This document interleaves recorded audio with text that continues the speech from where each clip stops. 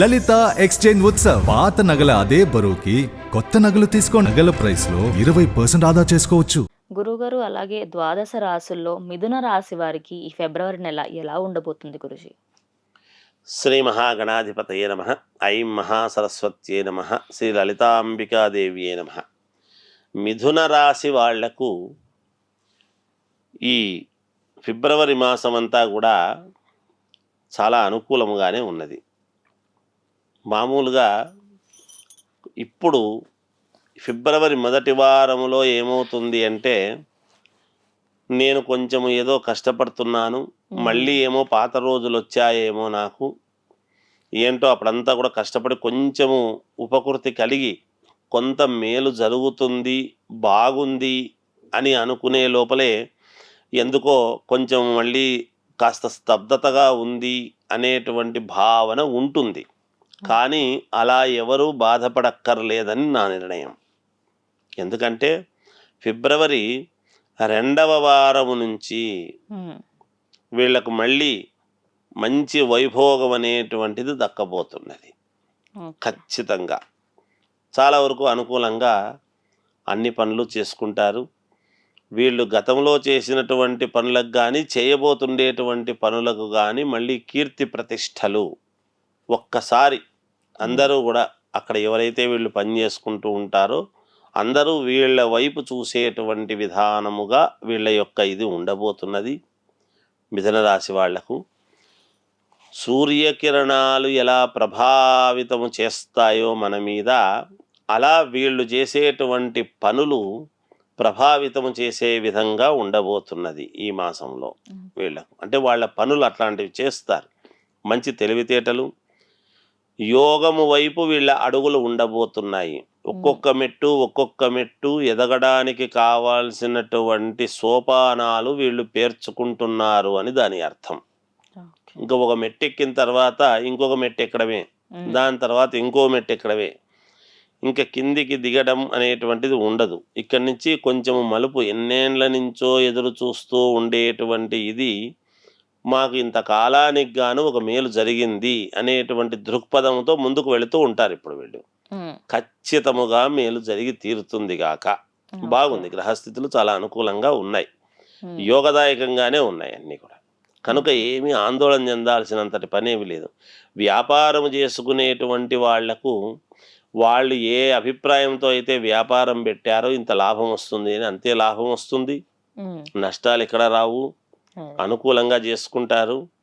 విదేశాలకు వెళ్ళి అక్కడ సంపాదించుకోవాలి అనుకునేటువంటి వాళ్ళు వెళ్ళి లక్షణంగా సంపాదించుకోవచ్చును వేరే చోట.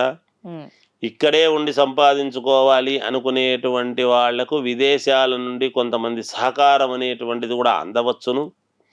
బంధువుల యొక్క సహకారము అనేటువంటిది ఈ మాసంలో మళ్ళీ వీళ్లకు తగ్గుతుంది. గతములో ఉందా అని కాదు, కొంచెము ఏదో ఒకసారి కాకుంటే ఒకసారి ఏదో ఉపయోగపడి ఉంటారు. కానీ ఇప్పుడు బంధువుల యొక్క సహకారము అనేటువంటిది ఉండదు. కానీ తెలిసిన వాళ్ళు, శ్రేయోభిలాషులు, మామూలుగా ఆత్మీయులు, వీళ్ళ యొక్క సహకారము వీళ్లకు పరిపూర్ణముగా అందుతుంది గాక. మిథున రాశి వాళ్లకు, విద్యార్థులకు చాలా యోగవంతముగా ఉన్నది.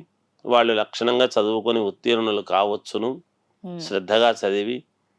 అంతేకాకుండా సినిమా రంగములో ఉండేటువంటి వాళ్లకు ఒక అవార్డు కానీ, ఒక గుర్తింపు కానీ, ఏదో ఒక రకమైనటువంటి ఇది అనేటువంటిది తప్పకుండా వచ్చి తీరుతుంది.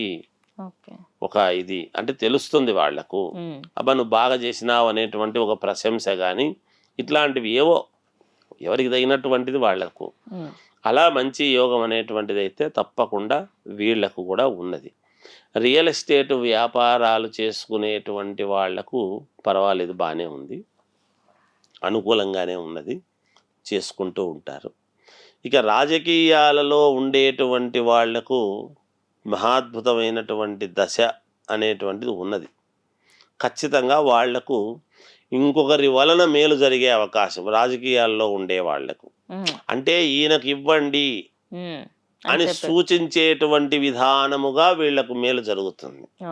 అనూహ్యముగా వాళ్ళు తప్పుకున్న దాని వల్ల వీళ్లకు రావడమా, లేకపోతే నాకు వద్దండి ఆయనకే ఇవ్వండి అనేటువంటి విషయం చెప్పటమా, లేకపోతే పరిశీలనలో ఎక్కువగా ఈయనకు చేస్తేనే మిగతా వాళ్ళందరూ హర్షిస్తున్నారు అనేటువంటి విధానముగా ఉండటం కానీ ఇలాంటివేవో జరుగుతాయి మామూలుగా. హ్మ్. ఓ టికెట్ విషయం కావచ్చు, గుర్తింపు విషయం కావచ్చు, ఏదైనా.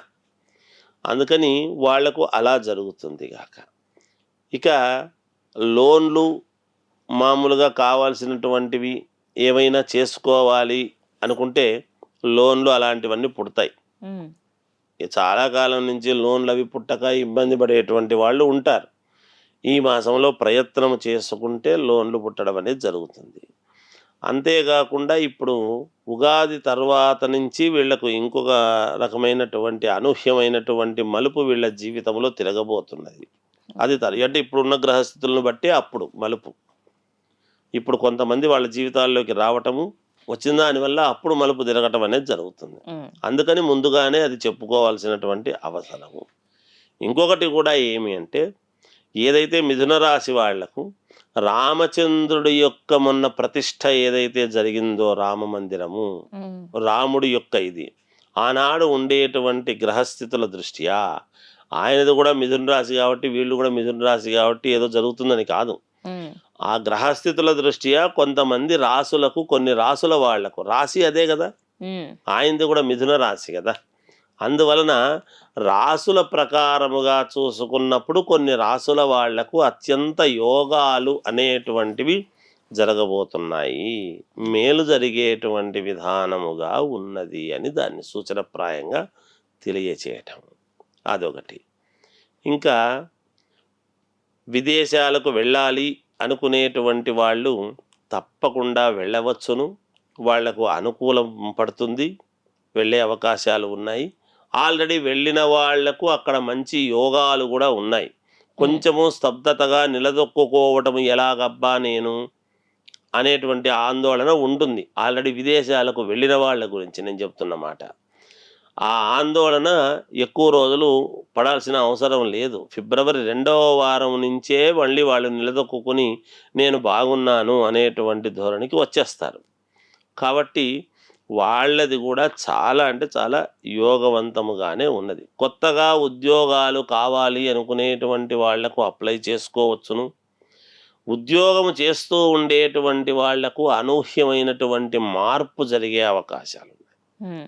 ఒకవేళ స్థానము మార్పు కావచ్చు, లేదా డబ్బు పెరగడం కావచ్చు, లేదా ఇంకేదైనా కావచ్చు, కొంచెం మార్పు జరిగేటువంటి విధానముగా ఉన్నది మిథున రాశి.